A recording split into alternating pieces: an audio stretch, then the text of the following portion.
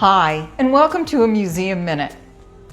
Canadians are generally known as a polite society, but push comes to shove and the gloves will come off. This was the case in 1947, when a national protest began right here in Ladysmith. And why, you may ask?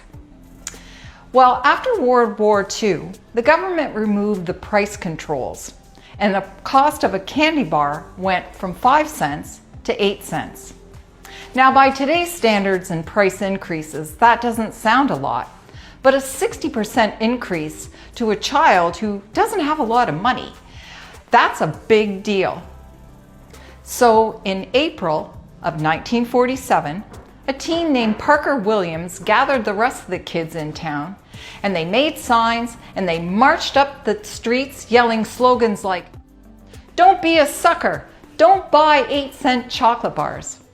Well, this protest gained momentum and went right across this country, with a big contingent making their way to the capital right in Victoria. Heck, they even had a song, the Candy Bar War song. You can see that in one of our episodes of As the Beat Goes On. Put the link at the bottom. Now, on May 3rd, a national day of protest occurred.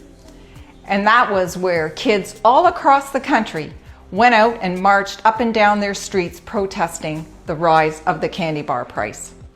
But the very next day, the Toronto Telegraph ran a story that indicated that the Communist Party were involved with this protest and were using it to further their political gains. Well, remember, this is 1947 and the Cold War was in full swing. Parents became very nervous and schools removed their support.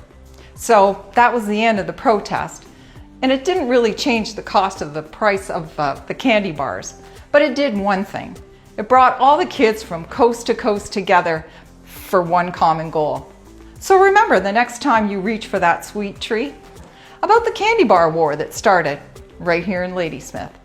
Thanks for watching, and we'll see you next time.